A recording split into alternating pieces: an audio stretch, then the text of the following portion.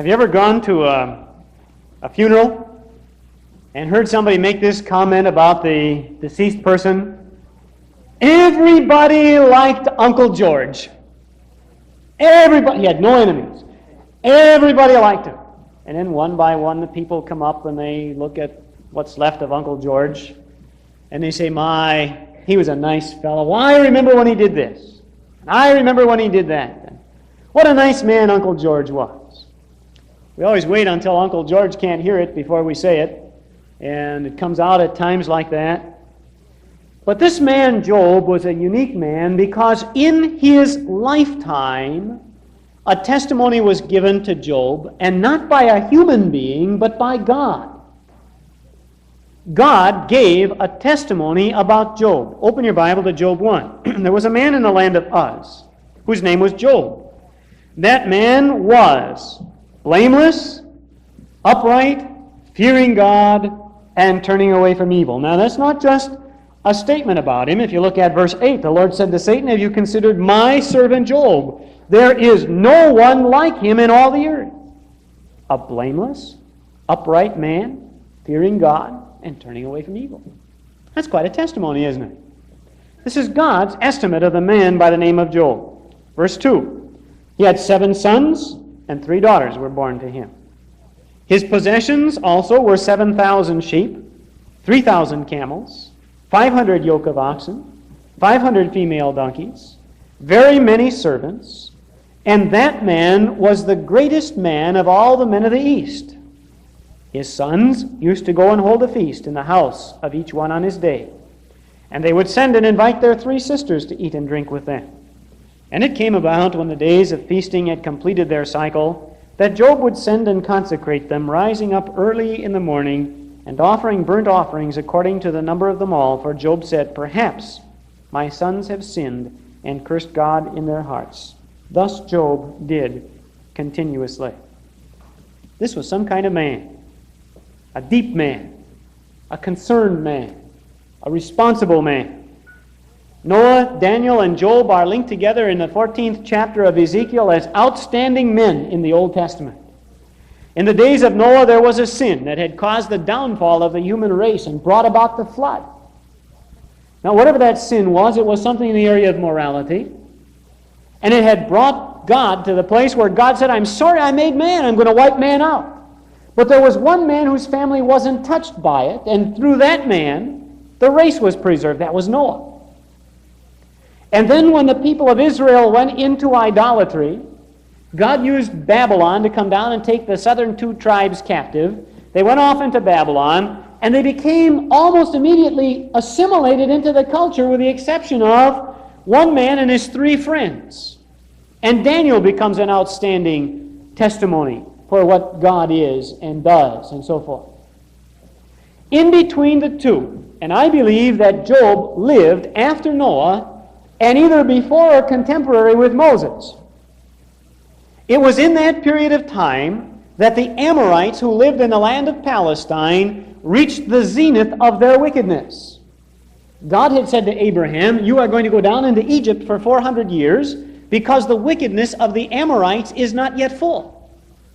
When the 400 years was completed, God brought the people of Israel out of Egypt, and as he was to send them into the land of Palestine, he said to them, you go into the land and you wipe out the inhabitants of the land, man, woman, child, all the beasts, everything. You wipe it out. The only things that you save are the buildings of the cities, because you're going to inhabit them. He promised them that they would live in cities that they had not built. But they were to wipe it out. That was God's order. Job was part of that group at that time, but not a part of it philosophically. While all the rest of the people in that area were turning away from God and doing things that were absolutely contrary to God, Job stayed steady. So Noah stayed in the face of his time, Job in the face of his time, Daniel in the face of his time, and in the Old Testament those 3 men are linked together. Now God says to Satan, have you considered my servant Job? And I want you to look at those 4 adjectives first of all, because they tell us something about the spirituality of Job. First, he was blameless. That word is used 13 times in the Old Testament. It is translated in Genesis 25, turn there if you will, Genesis 25:27. I'm going to make another reference to this in a minute. In Genesis 25:27 it says, "The boys grew up, Esau became a skillful hunter, a man of the field. Jacob was a plain man, a peaceful man, living in tents." That's the word blameless. Plain. In the Song of Solomon, Solomon describes his beloved in Song of Solomon 5:2 and in 6:9, and he says, "She is undefiled." Proverbs 29:10 uses the same word and translates it upright. And throughout the book of Job, on several occasions, it is translated perfect. A perfect man. Now, the word itself has the idea of having it all together and being satisfied. Job had it all together and was satisfied. Everything was there. He had no hang-ups, no problems, no big things. He wasn't dissatisfied. He wasn't at loose ends. Job was a man who had his life all together. You see, that's the contrast, really, between Esau and Jacob. Sometimes we get to thinking Esau was hairy and Jacob was without hair, kind of a less hairy individual. And Esau was out running around with his bow and arrow, and Jacob was sitting there taking care of the sheep, and that's the big difference between them. The real difference between them, according to the Hebrew words, is that the reason Esau was out hunting is Esau couldn't sit still. Esau wasn't satisfied. Esau wasn't at rest inside of himself. Esau had no peace in the inner man, whereas Jacob was totally different. Jacob was content to be there. Jacob was content to stay in one place. Jacob was satisfied with himself and with things the way they were. And that's the term that's used there in Genesis 25:27 for Jacob. And it's the term used here for this man. God is making a claim for something that he says in Isaiah 26:3. He says, "Thou wilt keep him in perfect peace, whose mind is" what? "Stayed on thee." Thou wilt keep him in perfect peace, whose mind is stayed on thee. Now the word blameless that's used here conveys that kind of an idea about Job. Job's mind was fixed on God. He was content with his lot. He had plenty, but how many people have plenty and are still ambitious for more? You know, you'd think after a man makes $1 million, he'd be satisfied, wouldn't you? But are most millionaires satisfied with $1 million? What do they have to have then? 2 million. And after 2, it's 3 or 4. We just are not satisfied with things. Job was a man who was content. He was satisfied. He was at rest internally. And that's what the word blameless means in this particular case. So I guess I'd call him a man with no hang-ups. Job was a man with no hang-ups. Now the next word, upright, is an action word. In Exodus 15:26, it says, "Do right." Do the right thing. Job was not only satisfied with his life, but he put it to work. He did the right thing at the right time. Job had a relationship with God, and he acted upon it. That's in essence what James is driving at in James 2, isn't it? James says, you've got something real? Let it be shown on the outside. How do I know you have something real if I don't see it? So God follows up the internal word with an external word. He said Job is at rest on the inside, and on the outside he does the right thing. The third word says he feared God. Now that goes back to the internal. You see, we're going to alternate. That goes back to the internal. He not only was satisfied with things the way they were, he recognized that he had what he had and he was what he was by the grace of God, and Job feared, in the sense of reverenced, God. I think if there's one area that in our society we have a tendency not to be strong in, that's in reverencing God. We live in an informality of things. And I like informality. I don't like things too terribly formal. I like a reasonable amount of informality. And I've said to you many times that one of the wonders of prayer is that we can, according to Romans and Galatians, cry out, Abba, Father, which means Daddy, Father. It demonstrates by the term, by the type of cry, the filial relationship between the believer and God. But he is still our God. He is still a God who, with a spoken word, brought the universe into existence. He's the God who holds all things together by the word of his power. He's a God who is able to do exceeding abundantly above all that we could ask or think. And I can picture Job walking out at night and looking up at the stars, and he couldn't sing the hymn back then, but if he could have had the words, he probably would have been singing, "Oh Lord my God, how great thou art." That was Job's attitude towards God. His attitude towards life, he was satisfied. Doesn't Paul write and say, godliness with contentment is what? Great gain. I have learned in whatsoever state I am therewith to be content. Job was. Job was content, and he was content before God, and he reverenced God in his heart, and God said, Job doesn't just act on things, his act is aimed correctly. He walks in reverence before me. He is adjusted in his mind. I really think that's what David's strength was. David's strength was not his morality. David's strength was not his wisdom. David's strength was not his skill with the harp.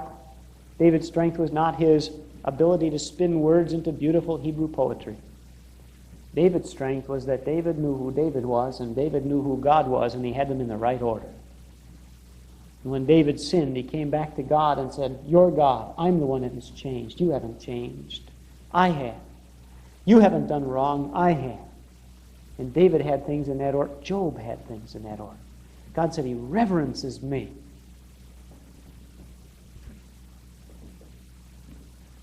I think that comes out with the way people talk. I don't know if you like it, but I don't like to hear a husband say, there's my old lady. Who's he talking about? His wife. The woman he chose to be his wife. The woman he asked to marry him. And a few years later, a couple of the guys are together, and one of them says, my old lady doesn't like it when I go bowling at night. That doesn't sit well. That isn't the way Job talked about God. Job had a real, genuine reverence for God. And the fourth one goes back to the action side, to the external. He eschewed evil. 2 Timothy chapter 2, verse 19, flee also youthful lusts. Job didn't just reverence God, but Job looked at the things that were not right in God's eyes, and he went the other way from them. That's different from most of us in our Christian living. When I've been around to youth camps, and I'm going to have the privilege of going to the Holiday Youth Convention as Bible teacher this year between Christmas and New Year's, and every time I've gone to a youth camp or a youth group like that, they have a question and answer time. And it always comes out, why can't I do this? Why can't I do that? What's wrong with this? What's wrong with that? It happens with adult groups too. What we really want to know is how close can we get to the world without completely losing our testimony. That's not what Job did. It says Job went the other way from it. Job didn't want to get close to it. Because in Job's view, if you got close to it and you stayed around it long enough, sooner or later it'd rub off. And it does. And so it says he eschewed evil. He turned away from it. So you have him on the inside, and then on the outside, and then on the inside, and then on the outside. In those 4 words, as God paints a picture of this man Job. Now, he not only had it all together spiritually, he had it materially. Job had it made. You read this record, and you'll see it. He had a family. He had 7 sons and 3 daughters. Now, in that society and in that time, you were greatly blessed of God if you had a son. You were doubly blessed of God if you had 2 sons. And if you had 10 children and 7 of them were sons, that was a real blessing from God. That's what they looked at. And notice how it specifies it. 7 sons, 3 daughters. And you take inventory and look at the inventory he had. Why, as we drove across some of those plains and we saw out in Colorado, I think it was Colorado, as we approached the conference grounds, convention grounds there, feeder lot. Wasn't that where it was? Feeder lot, just loaded with cattle. Boy, there were lots of it in there. Just, I don't know, I hate to estimate. How many cows would you say there were, steers would you say were in there, Jim? Yeah, 7,000 or 8,000, something like that. Just was like a sea of beef milling around in that feeder lot. And we just kept going by it and going by it and going by it. And The pens were, they had them kind of divided. They weren't all in one field. They were divided into pens, and I suppose they moved them from one to the other as they were feeding them, moving them in for the slaughter. But just loads of them. Did you see those herbs coming out? Did you pass them on the left-hand side of the road? Didn't go that way, huh? You were asleep, resting up from that convention. Look at his inventory. 7,000 sheep. On top of the Bighorn Mountains, we saw sheep ranches. I've seen cattle ranches before, but this was the first time that I'd noticed sheep ranches quite that strongly. But on top of the Bighorn Mountains, as you come back, just covered with sheep. But there weren't 7,000 of them. I wouldn't guess there weren't as many as there were in those feeder lots with the cattle. Job had 7,000 sheep. 500 yoke of oxen. That means how many oxen? 1,000. How many in a yoke? 2 of them. Just think of the fields this man could turn over with 500 yoke of oxen. Think of the fields that he could plow and turn over for his crops. We went to Ohio last spring and stayed with some people who visited Bethesda while we were gone. Bud and Don Haas. They were here on the Gideon Sunday, and they visited here. Very nice folk. And while we were there, he had just purchased a new piece of farm machinery for which he had paid $22,000. Took me out to the barn, and he showed me this piece of equipment out there. Marvelous! Why, if Job was living, with this kind of wealth relative to his time and brought it up to today, Job would have the whole state of Ohio under plow. This man was a rich man. This is no little fellow. This is a man who has everything. 3,000 camels. You know what they did with camels? Wow, Job was running the Donaldsons of the day. That was the traders. They loaded the camels up and they went to other lands and they traded the farm produce for things from India, things from Persia, and they brought them back and sold them. Job owned the department store. He was the chief biggie there. And many servants. This man had everything. It even says of all of the men of the time, who was the greatest? Who was the wealthiest? This man, Job. Now, I don't know, but I really think it's harder to do without something if you've had it than if you've never had it. Any of you ladies remember before you had automatic washing machines? Do you remember when you used to have to take the garments out of the water and put them on the wringer tray, and the wringer would grind them through, and they'd come out the other side into a rinse tub, and then you went around there and you plunged them up and down in the rinse water, and you had a hot rinse and a cold rinse, and then you swung the wringer to the other side of the double tub and fed it back through there into the next one, and then out of that one and into the wash basket, and then outside. Do you remember that? Huh? How many of you still use one? Still use one. There's a couple that have one. Huh? How many that have used one of those and now have an automatic washer and dryer want to go back to the other one? Let's see.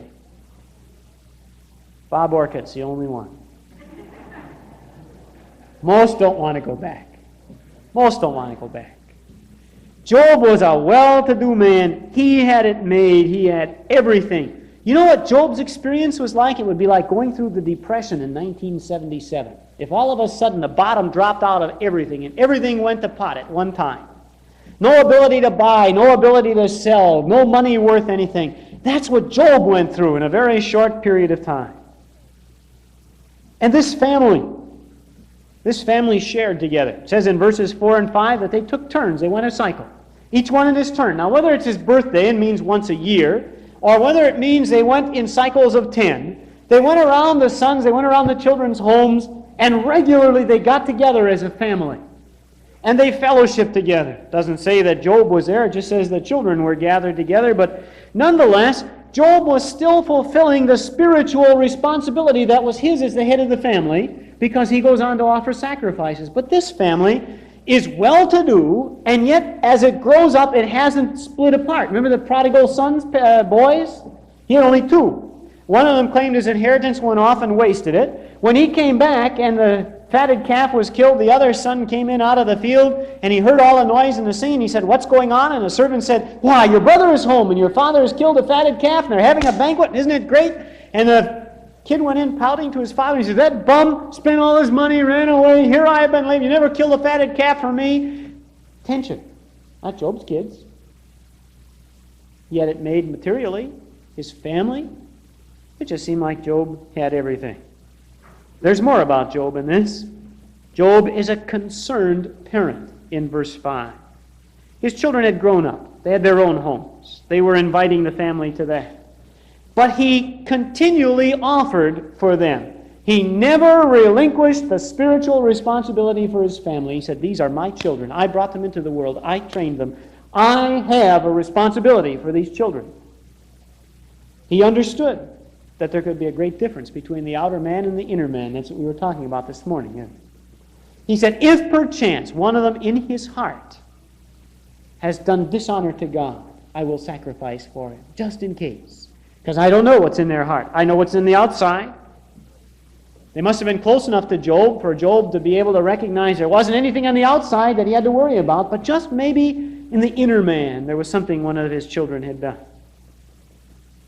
And so before the next cycle begins, in verse 5, it says, once they had run the course of the 10, Job went and he offered a sacrifice for every one of the children, as God would have had. And he got up early in the morning to do it. You want to read something interesting, you read about the fellows that got up early in the morning in the Word of God. David wrote in Psalm 63:1, early will I seek thee. It says of the Lord Jesus Christ in John chapter 8 and verse 2 that he rose up early and went to the temple to pray, to talk with his Father. Job beat them to the punch. He wanted to relate to what had happened before more could be added on. Now there are some indicators about Job in here, and we're going to make some guesses about him. First of all, I believe that because Job is offering the sacrifices and there is no mention of any priesthood, that we are very safe in saying he is pre-Moses. If he had been after the 19th chapter of the book of Exodus, who would have been offering the sacrifice? The Levites. See? Aaron's family. But this man is serving as the priest. From the time that Adam sinned until the day that God set the Aaronic priesthood, who was the priest in the family? The oldest living male. Dad served as the priest. Now that ought to tell you something else. It ought to tell you something about Job's father. What might we assume about Job's father? We're kind of informal. What could we assume? His father is deceased. Why? Because if his father hadn't been deceased, Job would have taken the animals to his father and had his father offer them for the sons, but Job offered them for the sons. Meaning Job was the head of the family, head of the clan. So his father apparently was deceased. He was performing the spiritual function. Now, how old do you think Job was when the book was written? How old do you think Job was? Let's have one or two take a guess. 40. Anybody else? How many, Jim? 90. Anybody else? 70. You're reading Dake's notes again, aren't you? Okay, Arnie.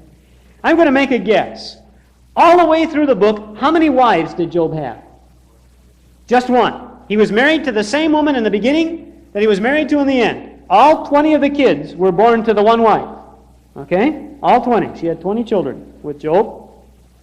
He was young enough at the end of the book to have had 10 children. If he was anywhere reasonably a contemporary of Abraham, which some would assume, Abraham, at age what, said he was too old to have children? At age 90 to 100. Too old to have a child. If he was a contemporary of Abraham, his lifespan probably would have been between 180 and 300 years, the average age being about 240. That's the average age listed in the Word of God. Now, I want you to notice Job 42 and verse 12. Job 42, verse 12. That's the end of the book, last chapter. And the Lord blessed the latter days of Job more than his beginning. He had 14,000 sheep, 6,000 camels, and so on. Verse 16. After this, Job lived how many years? 140 years. Now let's do a little calculating. If the average life was approximately 240 years, and he lived 140 years after the events transpired, then everything had to occur before he was 100, right? But the bearing of those children is included in those days. And to have 10 children probably would have required 16 to 18 years. If you take that from the 100, that brings it down to about 80 to 84 years of age. That's when he started having the second family. Now let's go to the other side of things. They were getting married in those days in their early teens or early 20s, but they started bearing their children a little bit later. Most of them didn't have a child until about 1/3 of their lifespan had gone by. Maybe that would make them somewhere between 30 and 50 years of age. And we'll just leave them a little bit on the young side, somewhere, say, in the neighborhood of 18 to 26. And again, he had 10 children, which would require 16 to 18 years. So that would mean he would be somewhere in the neighborhood of 56 to 68 years of age when all of this occurred. He was not yet by that time middle-aged. He was relative in age for his time, Bruce, to what you are for yours when he lost all of this. How would you like to wake up and find the stock market crashed, your house gone, your job gone, and all of that on one day? Not so good. That's the age of this man Job when it went on. Now there's something else about Job. I said I thought perhaps his father was already gone. And there are two things in the book besides that tell me that. Look at Job chapter 9, verse 33. Job chapter 9, verse 33.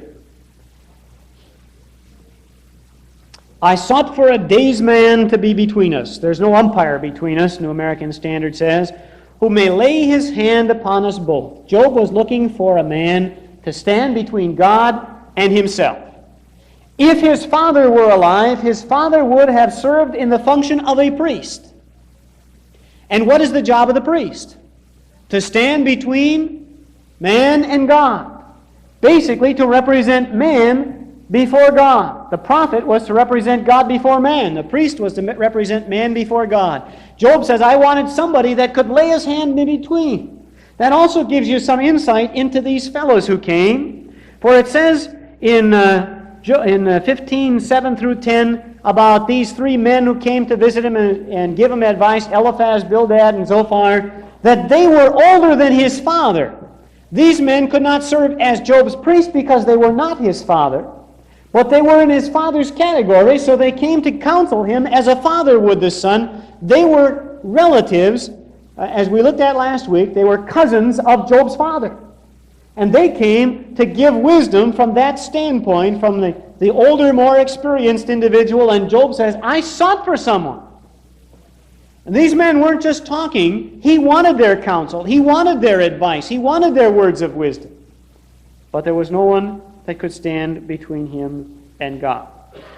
And then also, I took you back into Genesis 36 last week and showed you a man by the name of Jobab. And it does say about his father, Bela, that Bela died before Jobab assumed that position of power. And I think that too would fit together. So here's Job acting as father, priest, in a correct spiritual tradition handed down. No innovation. Job was a conservative, reverent, God-fearing man of that particular time. Another thing that it tells us in verse 5 is that Job was very, very faithfully regular in what he did. Every time the cycle ran its course, what did Job do? He offered a sacrifice for each of the children. He didn't come along and say, well, I'm going to offer a sacrifice for the whole family at one time. That'll cut the expense. Each of the children, sacrifice offered for them. 10 sacrifices. Maybe it was every 10 days. Maybe it was once a year. But this was Job. You see, God said to Satan, why are you considering Job? He has raised a fine family. He has been regular in his worship. He has accepted his spiritual leadership and responsibility. He loves his children. He is walking in relationship to me. He walks away from sin when it presents itself. And he is reverent before me. That is the man in view in the book of Job. A man content with what God had given him and done for him. A man with no hang-ups. Should a man like that have problems? All of us would probably answer with a resounding no. Why should a man like that have problems? But he did. He did. As we go on in the book, we're going to wrestle with why he had problems. We're also going to wrestle with what everybody else saw. But I give you this because here is a man, a godly man. Those first 5 verses of Job are loaded with things about Job. He was a godly man. Wouldn't you like to have Job in your church? Would you like to have a man like Job in your church? I would. I think he'd be a tremendous asset to add to any group of people, any church. He was godly and reverent. He'd have been a concerned man. If anybody would have worried about the people, you know what board I'd put him on? I'd put him on the deacon board. Any man that would offer sacrifices like that for his children the way he did, what a concern he had in his heart. That's Job. That's the man we're talking about. And we're talking about a man who, in the dispensation in which he lived, walked as God asked him to walk and put his trust in God in the way God asked for his trust. And Job was a faithful, godly man, and Job had some very, very severe problems, none of which were his fault.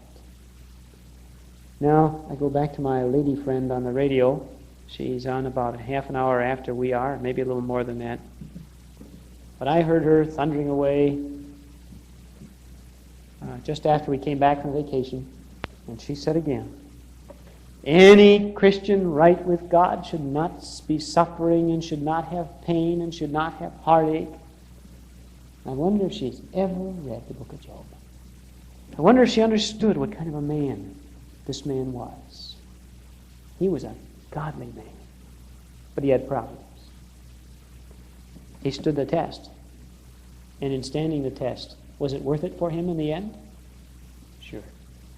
But there's an awful lot of pages between 1:5 and 42:12 where it suddenly becomes worthwhile. And remember again, Job couldn't sit down and read Job 1 and 2. Job starts the story in verse 3. He doesn't know about Satan. He's just taking it one step at a time. Guess what we have to do?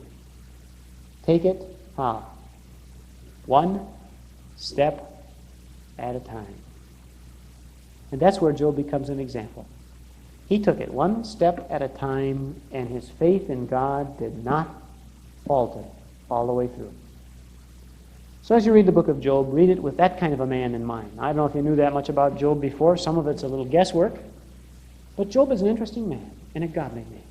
And as you read the book of Job, remember the kind of man you're dealing with. In his interactions with others, you'll see his character stamped by the way he answered the questions and by his response patterns to them. And I trust we'll learn something about how we should relate to the Lord through Job as well. Faithfulness as parents, accepting spiritual responsibility, reverencing God. Wouldn't it be great if God could put that as a kind of a flag over our lives and say, have you considered my servant Alex down there? Just like Job. Have you considered my servant Gordon down there? Just like Job. Wouldn't that be a great testimony? And it wasn't given by a bunch of people at Job's funeral. It was given by God while Job was yet alive. And Satan said, oh yeah? I dare you. Prove it. And Job and God proved it, didn't they? Shall we pray?